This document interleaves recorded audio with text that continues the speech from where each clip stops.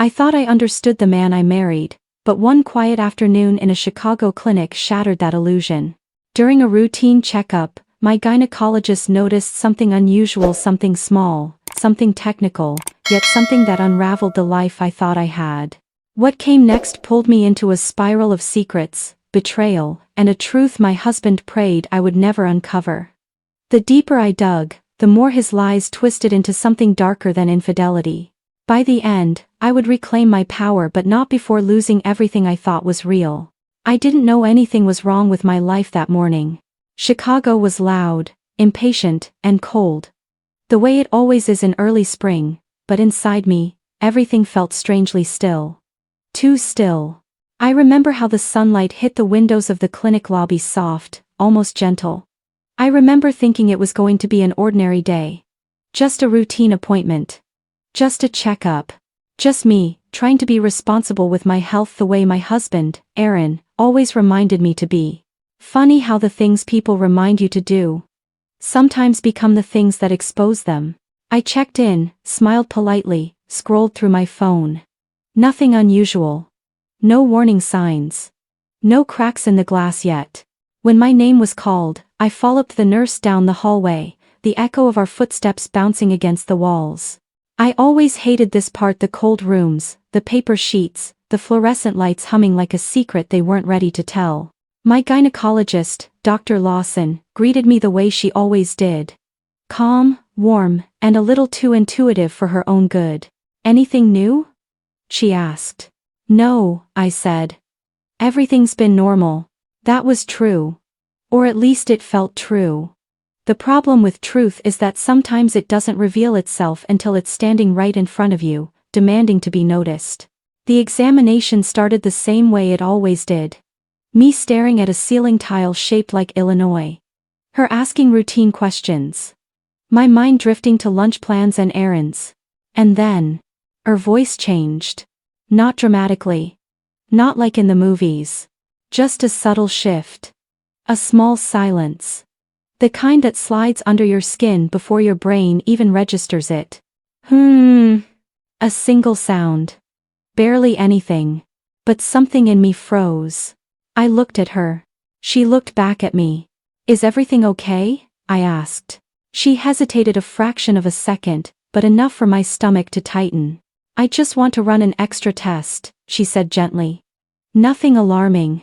Just being thorough. My mind started spinning in quiet circles.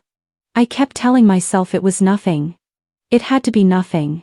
But then she asked a question I wasn't expecting. Has your partner traveled recently?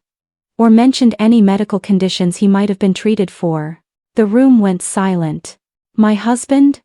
I asked. What does he have to do with this? She didn't answer directly. She rarely did when something puzzled her. Instead, she simply said, I'm seeing something that doesn't match your medical history. But it does match something else. Something else. Something she wasn't saying yet. Something she wasn't sure how to say. I didn't know then, but those few quiet words were the first domino. The first tremor before the ground split open beneath me. When she stepped out to arrange the additional test, I sat alone in that cold room, staring at the wall, feeling my heartbeat crawl into my throat. Something didn't match. Something was off. Something was connected to him. And the moment she walked back in, holding the preliminary results, I felt the world tilt. It's probably nothing, she said softly. But there's an inconsistency here I want to understand better. Has your husband ever been treated for? She stopped. Her lips pressed together. Her eyes softened with a kind of sympathy I wasn't ready for. What is it? I whispered. She exhaled like she wished she didn't have to say it. I think your husband may have given you something, intentionally or not. And whatever it is, it doesn't align with what he's told you about his medical history. My hands went cold. My throat dried. My skin prickled with fear. What? What are you saying? I asked. She didn't speak. She didn't have to. Her eyes said enough. And in that tiny room on a quiet Chicago afternoon, my safe little world cracked down the middle. But what she told me after that wasn't even the beginning. Because when I confronted my husband later that night, I learned the truth went far beyond a medical inconsistency. It was a secret he'd buried so deep. I wasn't supposed to survive finding it. Before I continue, if you're listening and you've ever felt that slow, sickening feeling that something is wrong in your relationship, then don't leave without hitting subscribe. It helps the channel survive. And honestly, it tells me I'm not alone. And if for some reason you won't subscribe, tell me in the comments why. Tell me what's holding you back. I'll be reading every word. Now, let me tell you what happened next. I walked out of the clinic with my coat half sipped, my mind half functioning, and my heart nowhere to be found. Chicago's wind slapped my face the second I stepped outside. But even that biting cold couldn't snap me out of the fog I was trapped in. I kept replaying her words.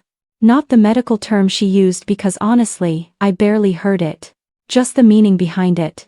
Something didn't match. Something linked to him. Something he should have told me.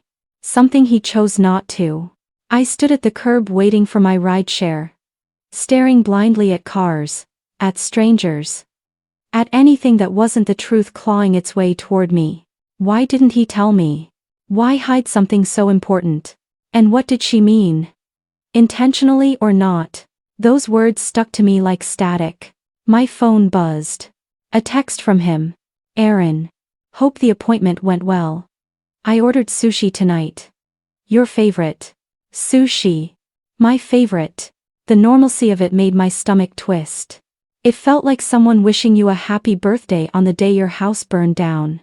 I didn't respond. Couldn't. When the car arrived, I sank into the back seat, staring at the city passing by. Tall buildings. Bright signs.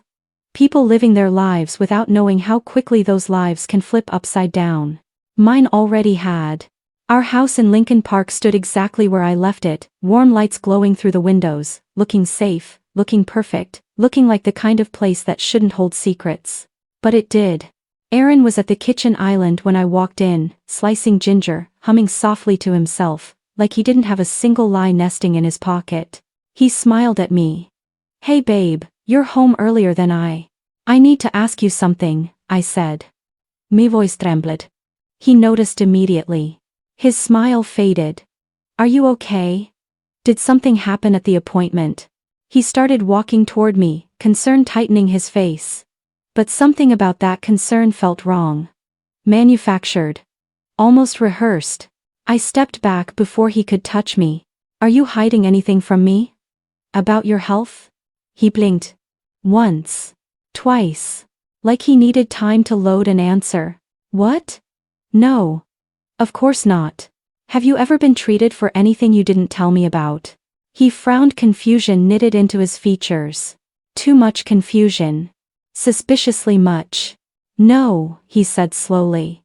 Because my doctor saw something she shouldn't have. Because my body is telling a story you didn't expect anyone to read. Because something doesn't match. But I didn't say any of that. Instead, I said. She noticed something. Something that shouldn't be there. His eyes flickered. Barely. But I caught it. A microscopic twitch. Like guilt flaring for half a second before he forced it down. What did she say exactly? He asked. The way he asked it, too careful, too measured, made my chest tighten. She said she wants to run more tests. He exhaled sharply, rubbing the back of his neck. Doctors overreact sometimes. You know that. It's probably nothing. But the crack in his voice betrayed him. He wasn't worried about me. He was worried about being exposed. I felt it. Somewhere deep in my bones, I felt it. Later that night, he fell asleep before me. Too fast. Too easily. Meanwhile, I lay beside him staring at the ceiling, hearing Dr. Lawson's voice echo again and again, like a warning I wasn't supposed to ignore. Something didn't match. Something connected to him. Something I hadn't seen yet. My chest tightened with a truth I didn't want to admit. I didn't trust my own husband anymore. So I reached for his phone. Not because I wanted to betray him. But because he'd already betrayed me first. I just didn't know how yet. The screen lit up. He didn't change his passcode. And that was his first mistake. I scrolled through the usual things: emails, texts, work messages. Nothing unusual. Nothing incriminating. Until I opened a folder I'd never noticed before. A folder labeled, Archive, Private. It wasn't locked. It wasn't hidden. But the moment I tapped it, my entire world tilted, spun, collapsed. Because inside that folder was something that proved he'd been lying to me for years. I shouldn't have opened those files. I shouldn't have read what I read. I shouldn't have learned that truth in the middle of the night, while sleeping next to the man who caused it. But once he did, there was no going back. Not for me. Not for him. Not for our marriage. If you're still here, listening to this moment with me, then don't leave without hitting subscribe. Stories like this don't get told unless you support the channel. And if you decide not to, tell me why in the comments. Tell me what part of this story isn't worth subscribing to. I'll be reading. Always. I stared at the folder on his phone, my thumb hovering above the screen, my pulse pounding so hard I could hear it echo in my ears. Archive, Private. Such a harmless name. Such an innocent label. But something about it felt wrong. Too curated, too deliberate. Like a locked room someone forgot to hide the key to. I tapped it. And the moment the folder opened, my breath left my body. There were documents. Dozens of them. Medical records. Insurance forms. Test results. Not mine. Not ours. His. All with dates that stretched back further than our marriage. Some even before we'd moved in together. At first, I couldn't understand what I was seeing. It was too much. Too clinical. Too detached from the man I thought I knew. But then one word repeated across multiple documents. A word my gynecologist had used earlier that day. A condition. A diagnosis. A warning. And suddenly everything clicked, in the worst possible way. He'd been diagnosed years ago. He'd been treated years ago. He'd been warned years ago. And he never told me. Not once. Not when we got engaged. Not when we signed our vows. Not when we built a home together. Not when I trusted him with everything in me. He knew. He always knew. And he let me walk into danger anyway. My hands started trembling. The room felt smaller. The night felt heavier. The bed suddenly felt like a trap I'd willingly crawled into. I scrolled further. Document after document. Doctor after doctor. Evidence stacked on evidence. He'd hidden a medical condition from me. One that directly affected my health. One he claimed he never had. One he claimed wasn't possible. The truth was sitting in my hands. Cold and clinical and devastating. Why? I whispered. The word felt too small for the avalanche inside me. Why didn't he tell me? Why didn't he protect me? Why didn't he protect us? But the worst part, the part that made my stomach twist, wasn't the condition itself. It was the timestamps on the documents. Multiple visits. Multiple prescriptions. Multiple urgent notes from doctors. All during the years we were together. Specifically, during months when he told me he was traveling for work. Except now I knew he wasn't traveling. He was visiting clinics, specialists, medical facilities outside the city. All while lying to my face. I felt the air leave my lungs as the realization sank in. He wasn't just hiding a diagnosis.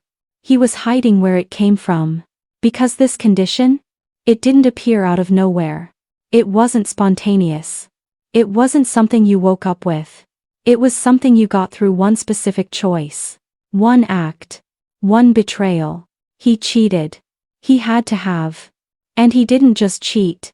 He brought the consequences into my body. Into my life. Into my future. He took away my right to choose. My right to protect myself. My right to say no. He broke me in a way I didn't even know a person could be broken. Just when I thought it couldn't get worse.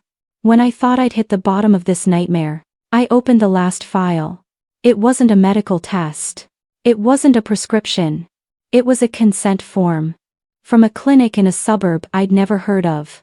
A clinic specializing in fertility and genetic testing. My blood ran cold. And written clearly, unmistakably, beside the patient's name was Aaron Whitman. Reason for visit. Preconception screening. But the date. The date was the part that made me cover my mouth to keep from screaming. It was 3 months ago. 3 months ago. When we weren't even trying for a baby. 3 months ago. When he told me he was too stressed to even think about starting a family. 3 months ago. When he claimed he was just working late. A fertility test. Without me. Without my knowledge. Without my presence. Without my consent.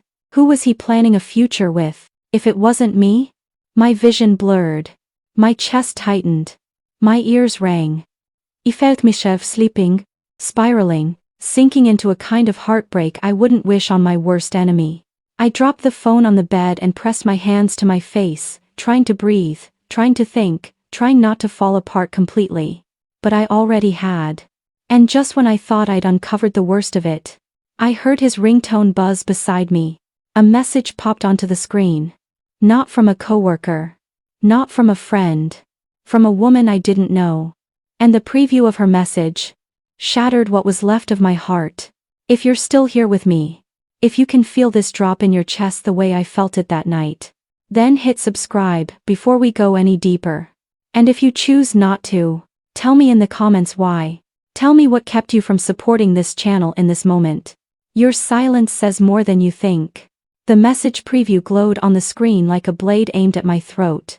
Unknown number. Did you talk to her yet? You promised. Just 10 words. 10 simple, ordinary words. But they sliced through me, clean and merciless. Talk to who? Promise what? What conversation was I never meant to hear? My heart thudded so hard I thought it would crack my ribs open. I felt cold, numb, but also burning from the inside, like someone had poured boiling water into my veins. I tapped the notification with shaking fingers. The full message thread opened. And the first thing I saw was her name. Maya Rivers. I didn't know her. At least, I didn't think I did. But her profile icon, her tone, the casual familiarity, all of it made my skin crawl. I scrolled. Her messages were scattered across weeks. Not daily. Not constant. Just enough to feel intimate. Just enough to feel deliberate. Maya, 3 weeks ago. I'm scared you'll back out. She deserves the truth. We agreed. Maya. 2 weeks ago. Did the doctor say anything? Anything at all? Maya, 1 week ago. You're putting this off again. I can't keep lying for you. And then the one from tonight.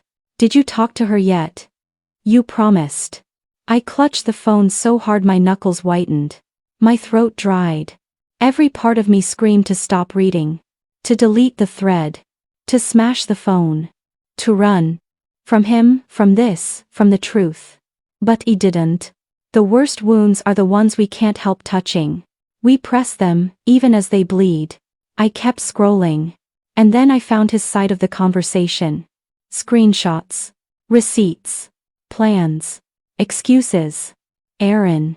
We need more time. She's been stressed. It's not the right moment. I'll tell her after her next appointment. She won't understand unless the doctor confirms it. Unless the doctor confirms what? What did he think I couldn't understand? My chest tightened, every breath growing smaller, sharper, harder to take. Then I saw a message from him dated months ago. The one that made my knees buckle. Aaron. If she finds out how long I kept this from her, it's over. I felt something in me break in real time. A clean snap. A fracture I couldn't name. He knew. He knew he was betraying me. He knew he was lying. He knew I'd leave him if I saw these documents. And he still went through with it. He still hid everything. He still made the plans. With someone else. My vision blurred. My fingers went numb. My breath hitched. I sat on the edge of the bed, gripping the blanket like it could anchor me to something real. Because in that moment, nothing felt real. Not our marriage. Not our home. Not the man asleep beside me. Not the vows we exchanged. Not the future we planned. It all felt like paper set too close to a flame. Ready to curl, darken, and disappear. The panic soon twisted into something heavier. Darker. More introspective. Who was she? Why was she involved? Why did she know about his condition? Why did she know about my appointment? Why did she insist he tell me something? And then, the most painful question of all, why did he trust her with the truth, but not me? I checked her contact info. Her number was saved. Not under a fake name, but under her real one. Maya Rivers. No emojis. No disguises. Just a name. Simply. Honest. The opposite of him. My thumb hovered over her info. I pressed it. Nothing suspicious there. So I scrolled further. And then, a single line in her bio made my heart plummet straight into my stomach. Northside Prenatal and Family Clinic. A clinic. A fertility and prenatal clinic. The same clinic he had records from. A chill ran through me. Was she a doctor? A nurse? Someone helping him medically? Or was she something else? A sudden noise behind me snapped me back. Aaron shifted in his sleep, rolling onto his side. He let out a soft sigh, like he was having the most peaceful dream of his life. Peaceful. Comfortable. Untouched. While I sat inches away, shattered, something dark rose in my chest. Not rage. Not yet. Just a bone-deep, soul-heavy ache. How long has he been lying to me? How many moments did he look at me, knowing he was destroying us? I stared at him. At the man I loved. At the man I trusted. At the man who promised to protect me. At the man who didn't even tell me the truth about his own body. He looked innocent in sleep. Almost beautiful. And for the first time in our marriage, I felt afraid of him. I slipped out of the bedroom, holding the phone like a cursed artifact. The hallway felt cold. The walls felt too close. My heartbeat echoed in the dark house as I descended the stairs, every creak sounding like judgment. When I reached the living room, I finally let out the breath I'd been holding. And then the tears came. Slow at first. Silent. Then harder. Faster. Until I was shaking. I curled up on the couch, knees pulled to my chest, trying to hold myself together. Trying to breathe. Trying to understand. Trying not to scream. My marriage wasn't cracked. It was shattered. Maybe it always had been. And the worst part? The part that hollowed me out? I didn't even know the whole truth yet. I only knew the beginning. But before the night was over, I was going to know everything. Whether it destroyed me or not. Because there was one final file in that folder. The one I hadn't opened yet. A file with both our names on it. A file titled Disclosure, Patient Rights. The file that explained everything he'd hidden. Everything he'd refused to say. Everything my doctor hinted at. And I wasn't ready. But I opened it anyway. And the second my eyes hit that first line, my world didn't just collapse. It detonated. If you're feeling what I felt, the fear, the tension, the dread, don't leave without hitting subscribe. And if you decide not to, go to the comments. Explain why you listened this far, yet chose not to support the story. I'll be waiting. I remember standing at the kitchen sink long after midnight, staring at a glass I'd already washed twice. The house felt too quiet. Too neat. Too staged. It had started to dawn on me that Thomas didn't simply come home late. He drifted in like a man who lived two separate lives and hoped the overlap never caught fire. I wasn't ready to confront him yet. Not fully. But I needed to understand what kind of truth I was dealing with. So I watched him. Not like a spy, more like a woman who finally stopped giving her husband the benefit of the doubt he no longer deserved. The first crack appeared when I noticed something small. He changed his cologne. Not the brand he'd worn for 5 straight years. This one was lighter. Sweeter. Not chosen for him, chosen for someone. It stayed on his clothes when he hugged me goodnight. It stayed on his skin when he crawled into bed at 2 a.m.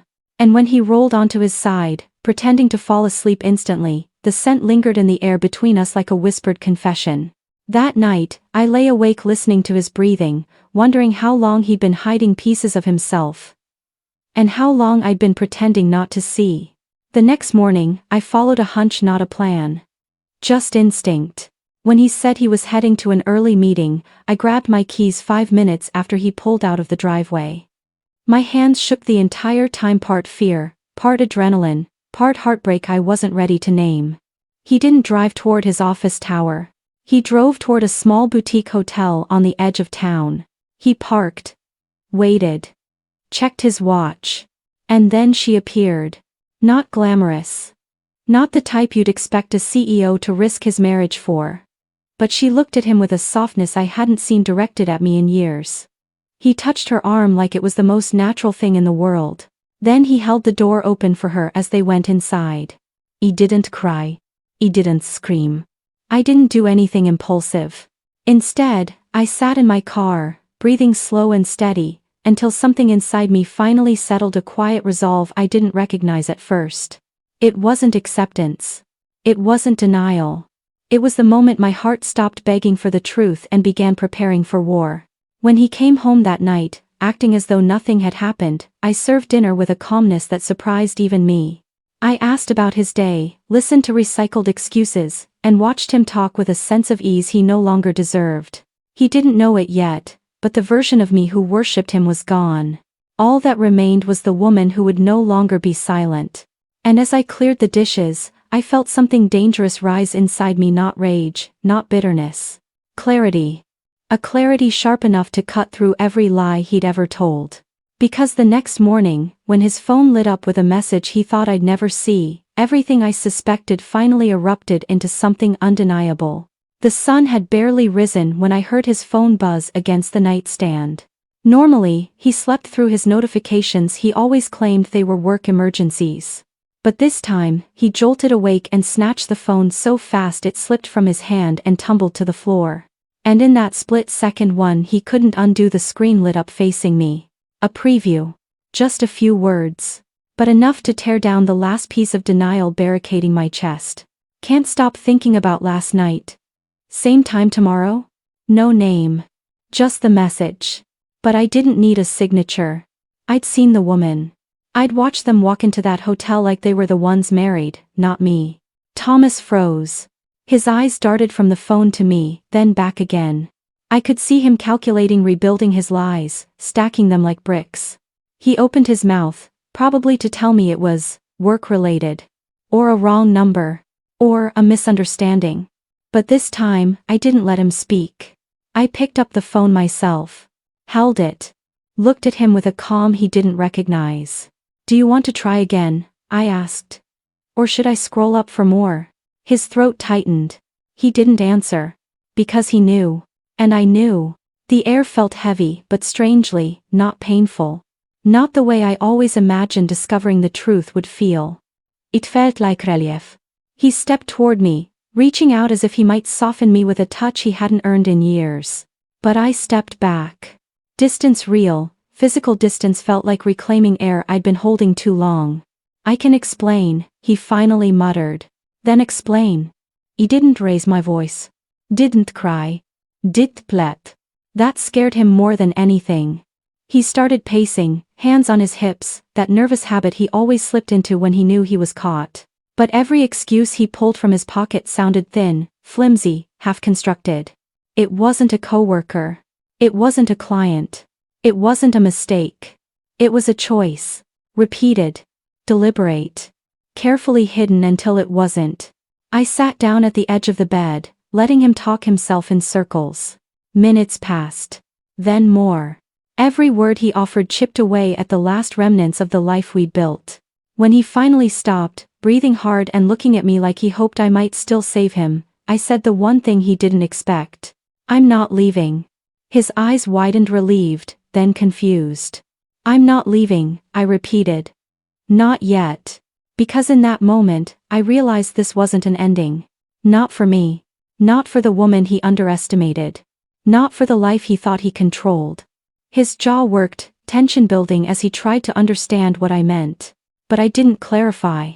I just stood, walked to the bathroom, and closed the door behind me. Not to cry, there were no tears left, but to breathe. To think. And to make a silent promise to myself.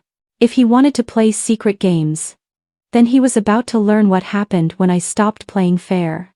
Because before the end of the week, I would have the first piece of leverage that could crack his entire empire open. The shift in me must have been obvious. Because Thomas spent the next few days hovering watching me out of the corner of his eye, studying my silence like it was a threat he couldn't name. I didn't shout. I didn't accuse him again. I didn't bring up the message. I simply lived. Calm. Measured. Deliberate. And nothing unsettles a guilty man more than a woman who stops reacting. By midweek, he was leaving for meetings. Even earlier than usual, trying to outrun the quiet truth that followed him like a shadow. Meanwhile, I started doing something I should have done a long time ago. I watched his world, the one he'd built behind polished smiles and expensive suits, and I looked for cracks. The first one appeared where I least expected it. I'd stopped by his office to drop off a folder he forgot on the kitchen table, a convenient reason to observe without suspicion. His assistant, Grace, greeted me with her usual bright smile, until she caught the look on my face. It wasn't sadness she saw. It wasn't rage. It was a woman who no longer believed the version of her marriage the world had been feeding her. And Grace hesitated. Just long enough for me to see something flicker across her expression. Guilt. Or worry. Or the weight of knowing something she hadn't been allowed to say. She handed me his schedule for the day, something she never did unless he asked. And right there, in plain ink, I found the first thread. A meeting blocked off for client relations at a downtown restaurant. The same restaurant he once told me he couldn't stand because the food was too heavy. But I remembered something he never expected me to remember. On our anniversary 2 years earlier, he suggested going there because the ambiance felt romantic. He never took me. But apparently, he took someone. I left the office without drawing attention, but as soon as I stepped outside, the pieces clicked together. I needed proof. Real proof. Something undeniable. So I didn't go home. I drove straight to the restaurant. I didn't go inside. I waited. Watching from my car, hidden behind the tinted windows he insisted we install for privacy. Minutes passed. Then half an hour. And finally there he was. Walking in with the same woman I saw at the boutique hotel. Laughing. Relaxed.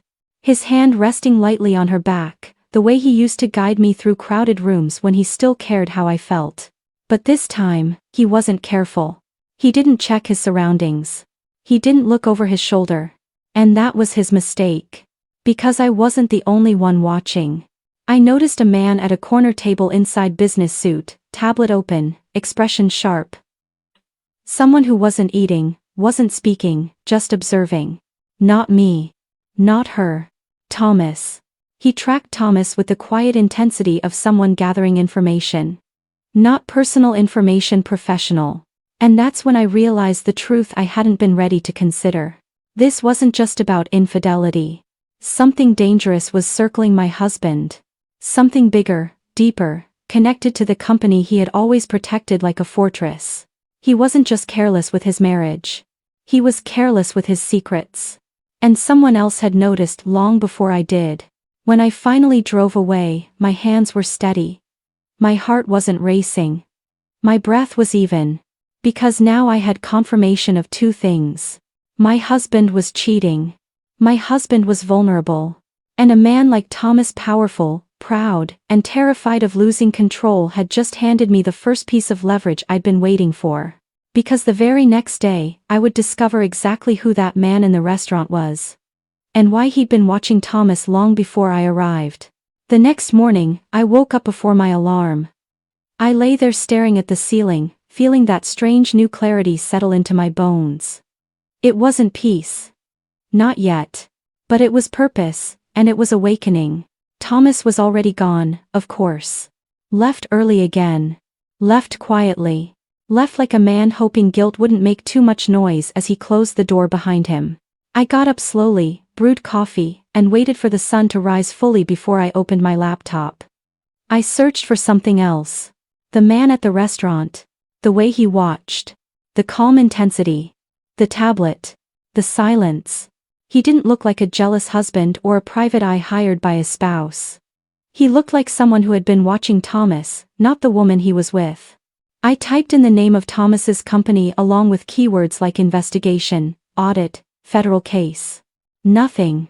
Or maybe not nothing, just nothing public. So I dug deeper, through business forums, investor chatter, obscure employee reviews. Then I found something. A thread on a Chicago corporate industry forum, posted anonymously. If you work with Ravenhill Group, watch for the man they've been asking about. Someone's been tracking his movements. They think he's hiding something. Ravenhill Group was Thomas's company. Someone had been following him. Someone inside the industry. Not a romantic rival. Not some random stranger. Someone with resources. Someone with a purpose. And I suspected I knew who. There was a name in one of the replies. Adrian Holt, a corporate investigator known for moving quietly, hired by large firms to deal with internal issues discreetly. The kind of man who would sit in the corner of a restaurant and watch without blinking. And suddenly, my world tilted just a little. Because if someone like Adrian Holt was watching my husband, then my husband was in deeper trouble than I ever imagined. I called one of my husband's former colleagues, a woman he always dismissed as too chatty. Her name was Claire. I kept my voice calm, casual, polite. Hey Claire. I just had a strange question about the company. I heard someone might be looking into internal finances. The silence on her end lasted a breath too long. Then quietly. You didn't hear it from me. But yes. Someone's been sniffing around. Quietly. And they didn't tell Thomas. He's the one they're worried about. My stomach didn't drop. My pulse didn't spike. Because now, instead of fear, I felt something else. Opportunity. If someone was investigating him, that meant there were cracks in his empire. And cracks meant leverage. Any idea who's leading it? I asked. I think his name is Holt. Something Holt. They say he's good. I thanked her, hung up, and sat there breathing slowly as the pieces rearranged themselves. My gynecologist felt something was off. My intuition felt something was off. And now an investigator felt something was off. Thomas wasn't just cheating. He wasn't just lying. He wasn't just drifting into someone else's arms. He was hiding things at work, things that someone with power wanted answers to. I stared at my reflection in the darkened laptop screen. I wasn't the powerless wife anymore. I wasn't the woman begging for scraps of honesty. I was the woman holding information, dangerous information. And I hadn't even used it yet. But before I could think any further, my phone vibrated. A text from a number I didn't recognize. We need to talk. It's about Thomas. Meet me today, alone. No signature. Just an address downtown. And in that moment, I learned something new about myself. Betrayal doesn't just break you. It transforms you. It turns fear into curiosity. Curiosity into courage. And courage into something sharper. A weapon. Because when I walked into that meeting later that afternoon, I discovered a secret Thomas had buried so deep, even he didn't know someone had finally dug it up. I arrived 15 minutes early. Not because I was eager, but because I needed the space to breathe, to watch, to understand the room before I stepped into it. The address from the anonymous text led me to an office building overlooking the river, sleek glass, quiet lobby, the kind of place where secrets move in silence. The elevator hummed as it rose, and for a moment, I could hear my heartbeat in the metal walls. Not fast. Not panicked. Steady. Like I'd crossed some internal threshold weeks ago without realizing it. When the doors opened, I stepped into a hallway lit by soft white lights. A single frosted glass door stood at the end. Suite 417 Holt, Associates. My breath caught. Just for a second. Had contacted me. Not Thomas. Not the company. Me. I knocked once. Come in, a calm voice said. Inside sat the man from the restaurant. He didn't stand. He didn't smile. He simply looked at me, measured, composed, piercing. Thank you for coming, he said. You can call me Adrian.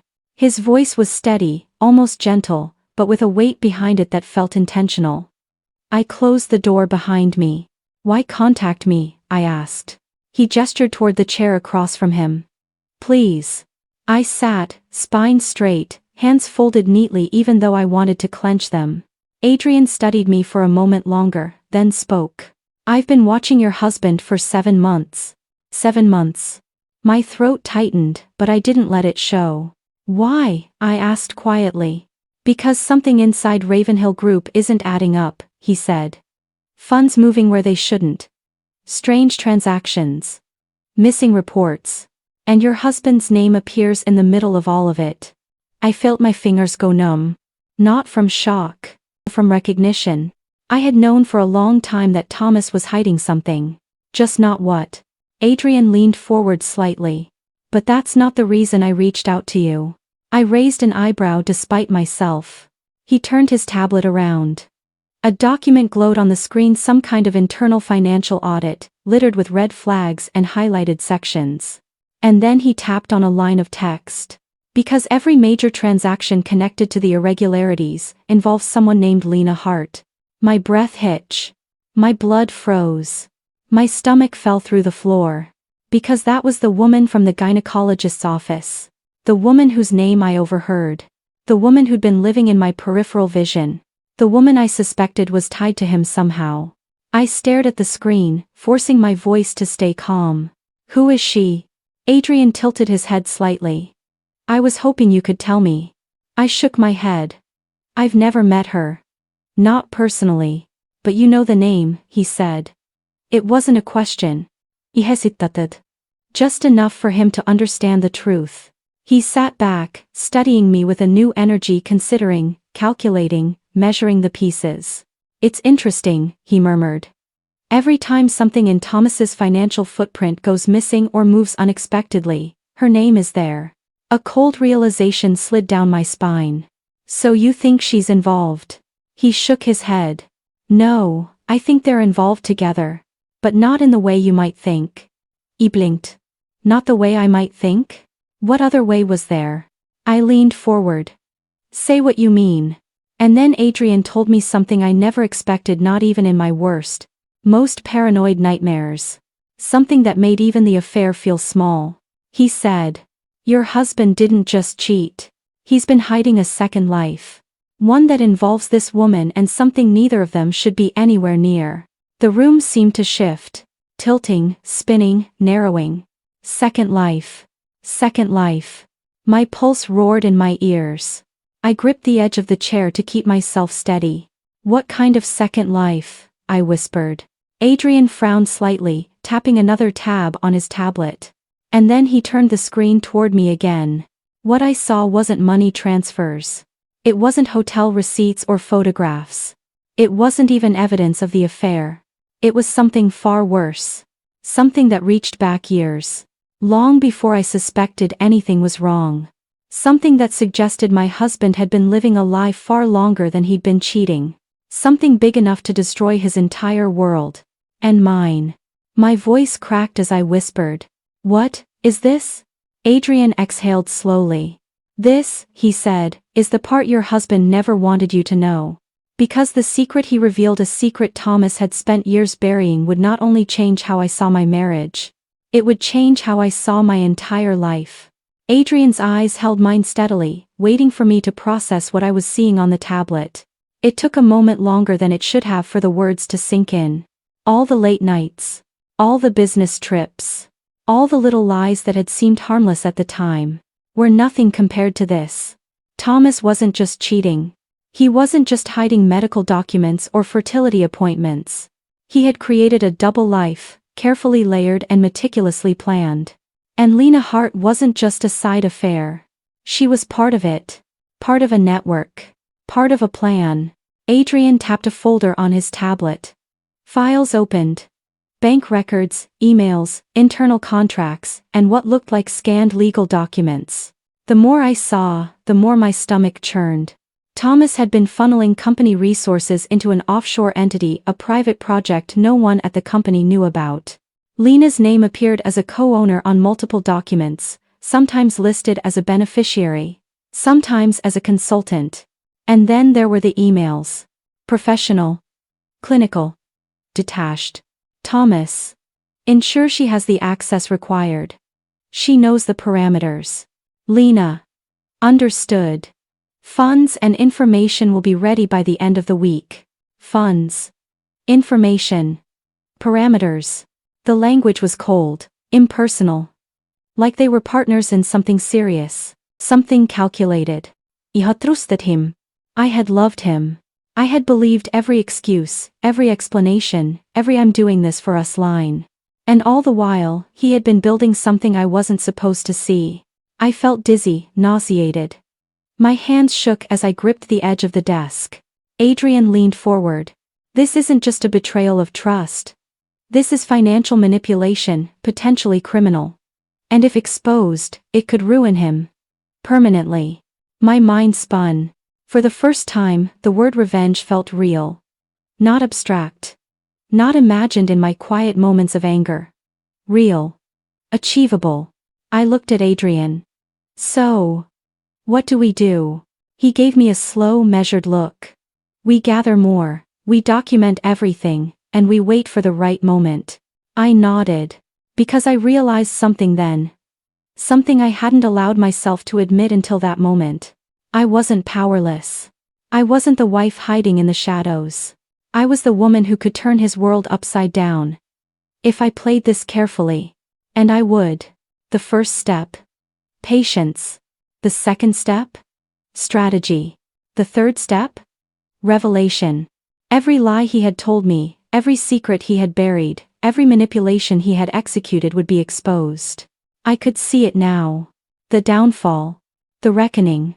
The justice I had been craving since the first night I discovered his lies.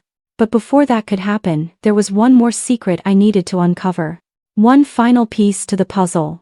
The piece that would guarantee that when I acted, Thomas wouldn't see it coming.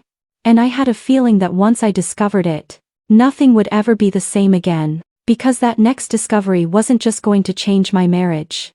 It was going to change the entire trajectory of my life and make him realize that the woman he underestimated had become unstoppable. The days that followed were the first time I truly felt alive since discovering Thomas's first layer of betrayal. Not because I was happy. Not because I felt relief. But because for the first time, I had a plan. A direction.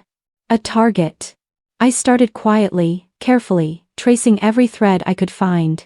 Every transaction, every email, every meeting Thomas had tried to hide. I knew I couldn't move too fast.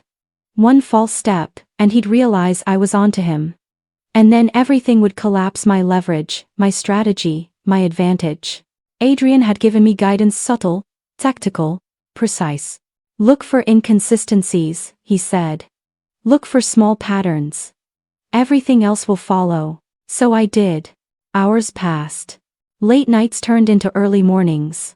I memorized numbers, schedules, even the way Thomas phrased certain emails. And that's when I saw it. A single anomaly buried deep in a financial report. Not a large sum. Not enough to trigger an audit. Not enough for anyone to notice except me. It was a transfer to a P.O. box, listed under a generic company name. But it wasn't random. It was regular. And it coincided with every time Thomas claimed he was working late or attending a client meeting. I traced it further, cross-referenced with Lena Hart's involvement. Every single transfer led to her. Not just her name. Her accounts. Her signature. It wasn't just infidelity. It wasn't just deception. It was collusion. I couldn't believe it at first. The woman Thomas trusted over me. The woman I had thought was just part of a medical appointment. Had been part of something so calculated. So cold. I realized then that this wasn't about love, or lust, or betrayal in the traditional sense. It was about power. Control. Secrecy. And suddenly, the affair felt small compared to the empire he had been building, behind my back. I leaned back, staring at the screen, heart hammering. Then I saw it. The one piece I hadn't expected. A single document labeled Hidden Asset. Lena Hart. It contained a list of properties, company shares, and financial accounts tied to Thomas but signed over partially to Lena Hart. Every step he had taken, every lie he had told me, had been designed to keep this hidden. And suddenly, I understood. If I exposed this, not only would his affair become public, his financial empire, the company he prided himself on, the life he thought untouchable, could collapse completely. I realized then that revenge wasn't just about betrayal anymore. It was about justice. And justice would be mine. But before I could act, I needed more. I needed the one final thread that would ensure he couldn't deny or fight back. And I had a feeling that finding it would shock even me. Because the next discovery wasn't just evidence. It was a secret Thomas thought buried forever. And it was the key to everything. Weeks passed quietly, though nothing about my life felt quiet. Every day was a careful balance of watching, waiting, and piecing together the truth. I avoided Thomas as much as possible, never confrontational, never obvious. He didn't suspect that I knew. He didn't suspect that every late night, every suspicious meeting, every whispered phone call, this was being documented in my mind, in my files, in my careful, methodical plan. Then it happened. I found it. The final thread. It was buried in his own handwriting. A note hidden in the back of a locked drawer, something he had clearly forgotten existed. It contained a list. Not just names, not just numbers. A step-by-step outline of how he and Lena Hart had planned to move company assets, everything from offshore accounts to property transfers to corporate shares. Every contingency was noted. Every loophole accounted for. Every safeguard designed to make sure no one, especially me, could ever find out. I read it once. I read it twice. And the more I read, the colder I became. This wasn't just infidelity. This wasn't just a betrayal of my heart. This was calculated, deliberate, and criminal. And I held the proof. He didn't cry. He didn't scream. I didn't even tell Adrian yet. I just sat there, breathing slowly, letting the weight of what I had discovered settle in. For the first time, I realized I could take control. Not by confronting him emotionally. Not by begging, pleading, or crying. But by using the knowledge he had tried so desperately to hide. I made a decision. A promise. A plan. I would not let him walk away unscathed. Not from me. Not from the company. Not from the life he had destroyed.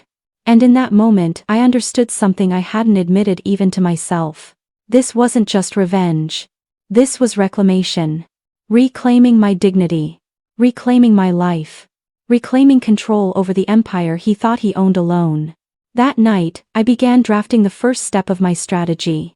A careful, precise, unstoppable plan to expose everything.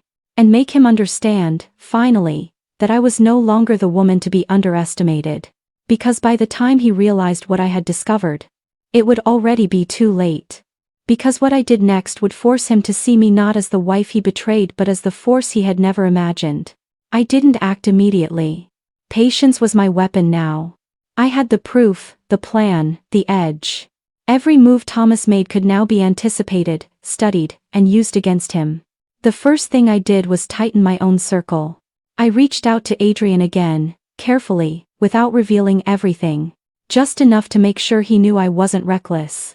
That I could handle what was coming. He didn't need to be told how deeply personal this was. He could see it in my eyes. In my posture. In the calm, measured tone I had perfected over weeks. Timing is everything, he said. And once you set it in motion, there's no turning back. I nodded. I didn't tell him I had already set my own deadline.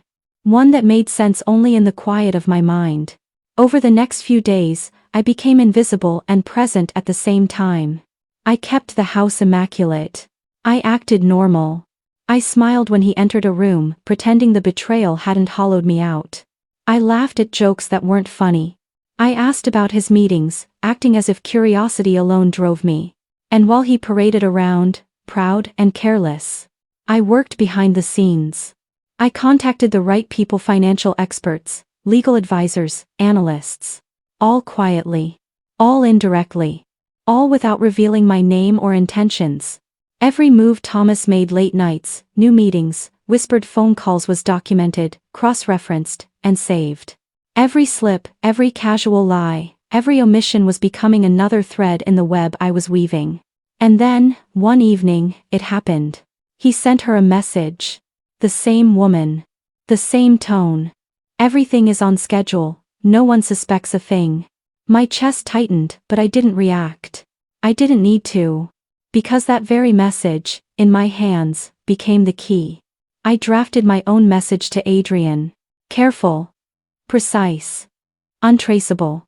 The trap was being set. Not for me. For Thomas. And unlike every time before, this trap was perfectly invisible. He would think he was in control. He would think he had won. He would think his empire, his lies, his double life were safe. But the moment I pulled the final thread, everything he had built, everything he had hidden, would collapse. And the woman he underestimated, the one he thought he could deceive, manipulate, and belittle, would be the one holding the strings. Because the next day, the first piece of the trap would fall into place and Thomas would never suspect it was me who orchestrated it. The morning began like any other. Coffee brewed. Thomas left for his meetings. The house was quiet. Deceptively quiet. But I wasn't sitting idle. I sent the first message. Indirectly. Anonymous. Untraceable. It wasn't a threat. Not yet. It was a seed. A whisper to the right person, a subtle hint that everything Thomas had been hiding was no longer invisible. And then I waited. Hours passed. The sun climbed higher. Thomas returned home, acting as if the day had been ordinary. He didn't notice my subtle calm, the way I moved through the house with quiet precision. But the ripple had already begun. Within hours, my anonymous message reached someone in his network. Someone who had power, authority, and the ability to make Thomas sweat. And when the first reaction came, I watched from a distance, from the safety of my quiet control. As Thomas's carefully constructed world began to shift, he received a call. The kind of call that silences even the proudest man. He stepped into the study, closed the door, and his voice dropped. Everything's fine. It's just a precaution. But I heard the crack in his tone. The slight tremor. The disbelief. That's all I needed. I didn't interfere. I let it unfold naturally. I watched as subtle panic crept into his posture, his gestures, his words. The man who thought he was untouchable was beginning to realize he wasn't. And all the while, I kept my face calm. I smiled at the dinner table. I asked about his day. I acted as if nothing had changed. But I knew. Because the first domino had fallen. And there was nothing he could do to stop the rest. For the first time in months, I felt a rush I hadn't felt in years. Not fear. Not heartbreak. Power. Calculated. Measured. Mine. And as I watched him move through the house, unsettled but unaware, I realized something even sharper. Thomas had underestimated me. He had underestimated how far I was willing to go. And he had underestimated the woman he had betrayed. The next strike would be bigger. Sharper. Irrevocable. And by the time it landed, Thomas wouldn't know whether to plead, fight, or beg. Because in less than 48 hours, the second strike would hit and it would expose secrets Thomas thought were buried forever, including the one he hid even from Lena Hart. 2 days later, the world I had quietly manipulated began to shift in ways Thomas could no longer control. I had set the second strike in motion the night before carefully, invisibly. I didn't contact him. I didn't warn him. I simply pressed send on the pieces that would make his double life unravel. Within hours, emails were received. Phone calls were made. People who had once smiled at him, nodded politely in meetings, or offered casual advice, were now alert, cautious, suspicious. And Thomas had no idea why. I watched him from a distance.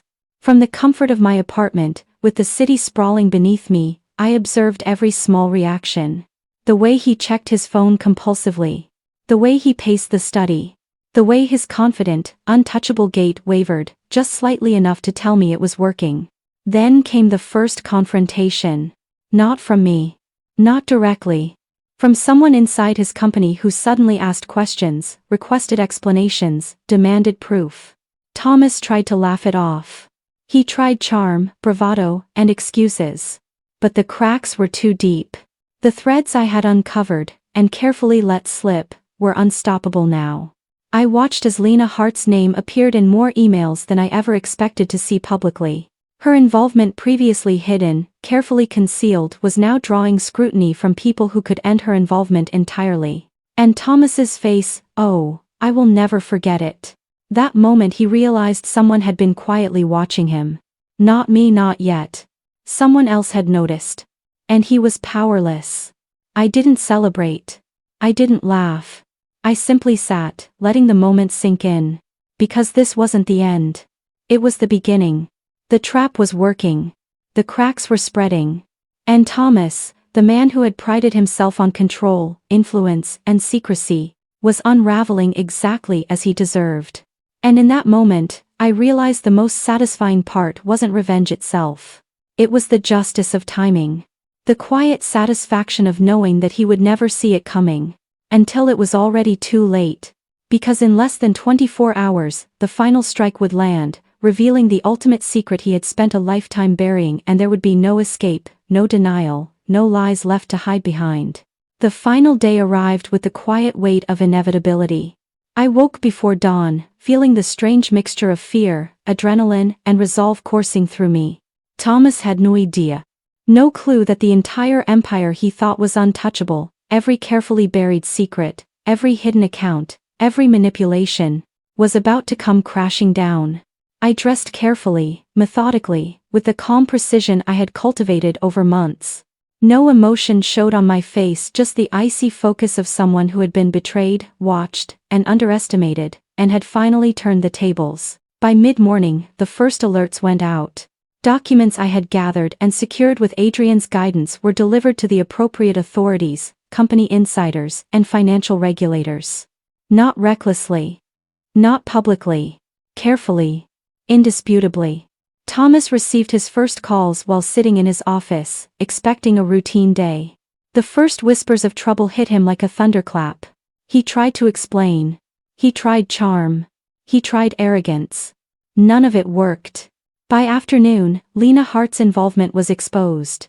The web of deceit that Thomas had thought was invisible was completely unraveling before him. Emails, contracts, and the hidden financial transfers I had uncovered were now undeniable proof. And for the first time, Thomas saw me clearly, not as the woman he could deceive, manipulate, or control, but as the force behind his downfall. I didn't gloat. I didn't shout. I simply watched. Because the real victory wasn't in humiliation. It was in reclamation. Hours later, the house was quiet. I walked through the rooms, once filled with lies and whispers. The empire he had built on deception was crumbling. The betrayal he had buried for years had been exposed. And I was free. I sat down by the window, looking out at the Chicago skyline. The city stretched endlessly, indifferent and brilliant, just as I felt inside. I thought about every lie, every secret, every moment of betrayal. And I realized, I had survived. I had endured. I had reclaimed what was mine. And in that silence, I whispered to myself, I am more than the lies they told me I was.